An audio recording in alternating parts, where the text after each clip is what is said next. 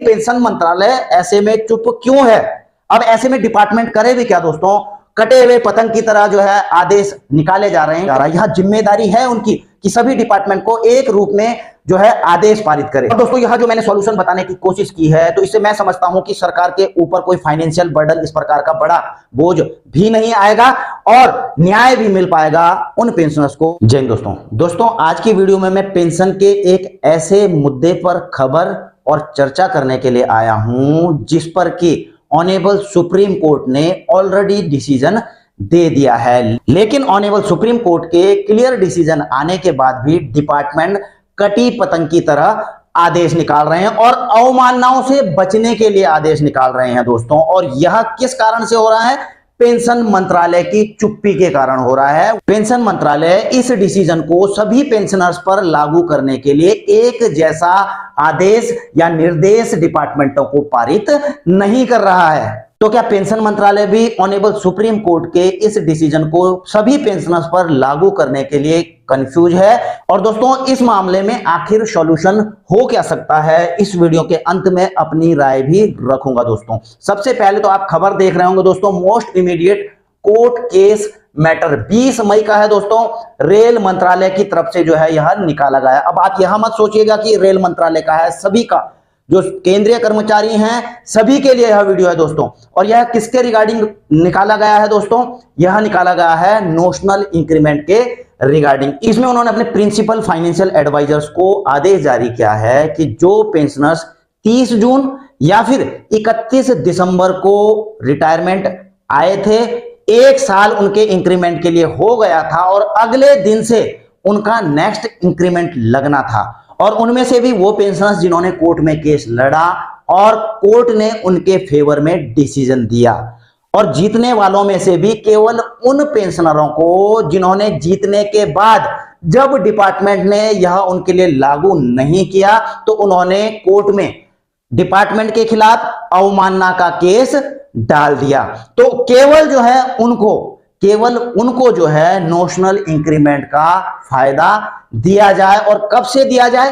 3 साल पहले से, जब से वो कोर्ट केस जो है, जो पिटीशन डाली गई थी, तब से जो है 3 साल पहले से उनको एरिया दिया जाए और उनको ये लागू कर दिया जाए। और अंत में उन्होंने लिखा है कि जो अन्य पेंशनर्स हैं और एलिजिबल हैं नोशनल इंक्रीमेंट के लिए, उनके लिए जब डीओपीटी से कोई इंस्ट्रक्शन मिलेंगे तो उसी के अकॉर्डिंग जो है, जो गाइडलाइंस मिलेंगी उसके अकॉर्डिंग जो है कार्रवाई की जाएगी। और जो 3 साल पहले से दोस्तों एरियर देने की बात है, उन्होंने एक 13 अगस्त 2008 के केस का हवाला दिया है जिसमें ऑनेबल सुप्रीम कोर्ट ने कहा था कि इस प्रकार के जिनके पुराने मामले हैं तो उनको जो है 3 साल पहले तक का एरियर दिया जाए। तो इसका जो है दोस्तों उन्होंने रेफरेंस देकर वह ऑर्डर निकाला है। और इसी के रिगार्डिंग दोस्तों आपको बता दूं कि ऑनेबल सुप्रीम कोर्ट ने इस पर क्लियर आदेश दे दिया है। और उसके बाद जो है आपको पता होना चाहिए, सीएजी ने भी जो है अपने डिपार्टमेंट के लिए 18 जनवरी 2024 को यह आदेश निकाला था कि जब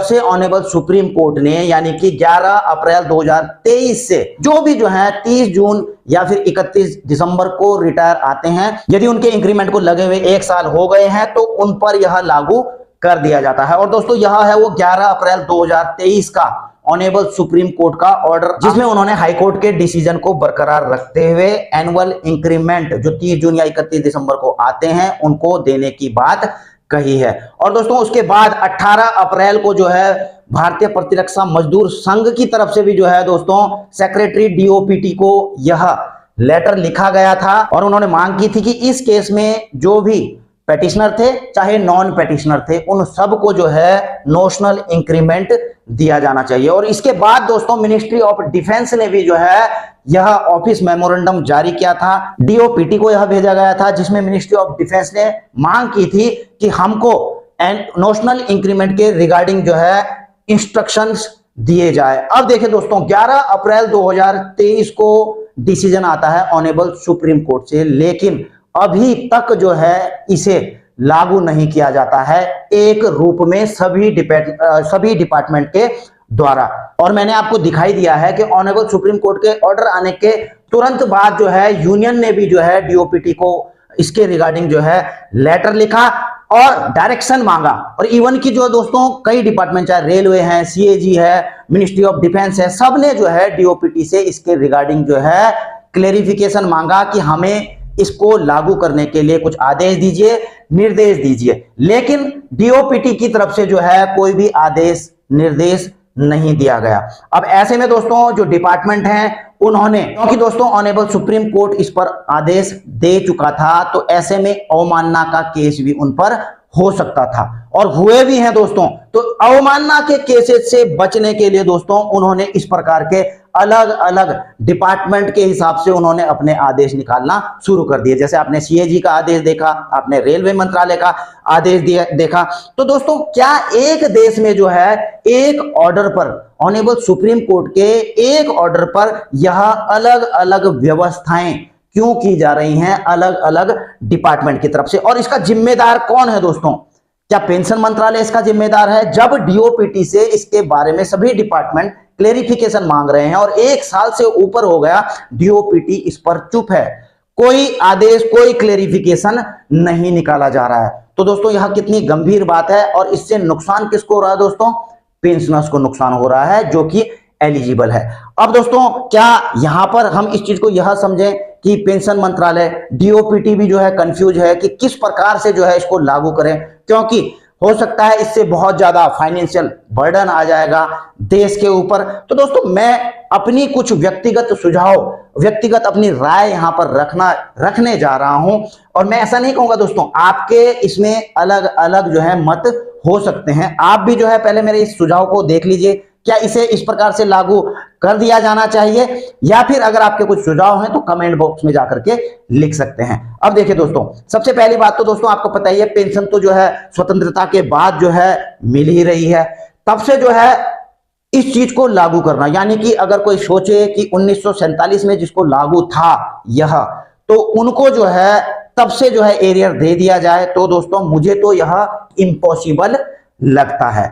और यहां पर आपने देखा ही है, सीएजी ने तो दोस्तों जो ऑनरेबल सुप्रीम कोर्ट का आदेश था 11 अप्रैल 2023 का, तब से जो रिटायरमेंट आए हैं उनके लिए यह लागू किया।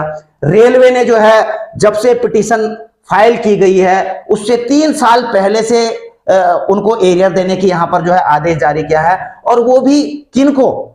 केवल उनको जिन्होंने जो है अवमानना का केस किया है, उनको नहीं जिन्होंने जो है केस जीता है, जिन्होंने अवमानना का केस किया है। तो उस अवमानना से बचने के लिए जो है इस प्रकार के आदेश जारी कर दिए हैं। और इसके बाद सब देख रहे हैं, सब डिपार्टमेंट, चाहे मिनिस्ट्री ऑफ डिफेंस भी हो, किसकी तरफ देख रहे हैं? पेंशन मंत्रालय की तरफ से, डीओपीटी की तरफ से, कि उनकी तरफ से कोई यूनिवर्सल ऑर्डर मिले सभी डिपार्टमेंट को और उसको उसी प्रकार से जो सबके लिए जो है एक तरह से जो है लागू किया जाए। लेकिन पेंशन मंत्रालय ऐसे में चुप क्यों है?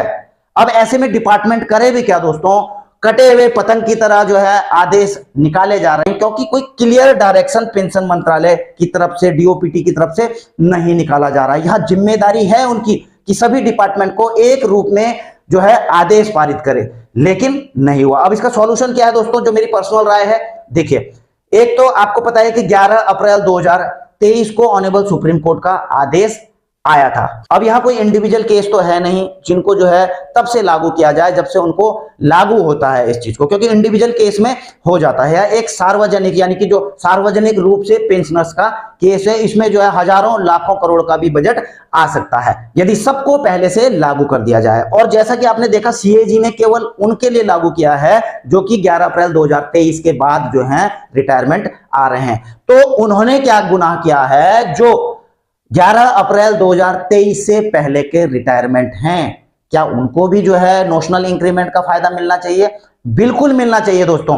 और अगर फाइनेंशियल बर्डन की बात है, नहीं इतना अफोर्ड कर सकते हैं, तो दोस्तों जो मेरी पर्सनल राय है, देखिए, या तो आप ऑनरेबल सुप्रीम कोर्ट ने जब से यह आदेश दिया है तब से इसे लागू कीजिए, ठीक है, लेकिन केवल उनको नहीं जो इसके बाद पेंशन आ रहे हैं, जो इससे पहले से भी पेंशन आए हुए हैं, जीवित हैं, पेंशन ले रहे हैं, तो उनको भी जो है 11 अप्रैल 2023 से उनका ऑडिट किया जाए कि कौन कौन जो है 30 जून और 31 दिसंबर को रिटायर आए थे, उनकी 1 साल सर्विस हो चुकी थी और नोशनल इंक्रीमेंट के वो जो हकदार थे, तो उन सभी को जो है 11 अप्रैल के बाद जो है नोशनल इंक्रीमेंट दिया जाना चाहिए। या फिर जो है दोस्तों, जिस प्रकार से रेलवे ने 2008 का जो है ऑनरेबल सुप्रीम कोर्ट का ऑर्डर दिखाया है कि जब से पिटीशन फाइल की गई है उससे पिछले 3 साल से जो है इनको एरियर दिया जाएगा, तो इस प्रकार से जो है, इस प्रकार से भी जो है जब से पिटीशन डाली गई थी तब से लेके पिछले 3 साल का एरियर उन सभी पेंशनर्स को दिया जा सकता है जो भी इसके लिए एलिजिबल हैं, चाहे वो कभी भी रिटायरमेंट आए हों। और ऐसा मैं क्यों कह रहा हूं दोस्तों, क्योंकि डिस्क्रिमिनेशन क्यों किया जा रहा है, भेदभाव क्यों किया जा रहा है कि ऑनरेबल सुप्रीम कोर्ट के डिसीजन के बाद वालों को ही दिया जाएगा, या फिर जिस प्रकार से रेलवे ने अपना आदेश निकाला है तो पुराने वालों के साथ भेदभाव क्यों किया जा रहा है। इसी प्रकार से जो है ओआरओपी में भी आपने देखा होगा कि जब आदेश पारित हुआ था 1 जुलाई 2014 से जब जो है लागू होता है ओआरओपी, तो उससे पहले के प्री मैच्योर को तो दे दिया जाता है ओआरओपी का, लेकिन उसके बाद वालों को जो है इससे वंचित रखा जाता है। तो कहीं ना कहीं पर दोस्तों यह भेदभाव ही है पेंशनर्स के साथ में। दोस्तों यह जो मैंने सॉल्यूशन बताने की कोशिश की है, तो इससे मैं समझता हूं कि सरकार के ऊपर कोई फाइनेंशियल बर्डन इस प्रकार का बड़ा बोझ भी नहीं आएगा और न्याय भी मिल पाएगा उन पेंशनर्स को जो कि 30 जून और 31 दिसंबर को रिटायरमेंट आए थे। पूरे 1 साल उनके इंक्रीमेंट को लगे हुए हो चुके हैं। तो दोस्तों ये तो थी मेरी राय, आपकी इसमें क्या राय है कमेंट बॉक्स में जाकर के लिख सकते हैं। वीडियो अगर आपको अच्छी लगी हो, मेरी राय से अगर सहमत हो, वीडियो को लाइक शेयर कर सकते हैं। चैनल में अगर आप नए हैं तो चैनल को सब्सक्राइब करके बेल आइकन का घंटा दबा सकते हैं ताकि आपको मेरी आने वाली वीडियोज की नोटिफिकेशन मिलती रहे। जल्द मिलेंगे नई वीडियो में नई जानकारी के साथ। जय हिंद, वंदे मातरम।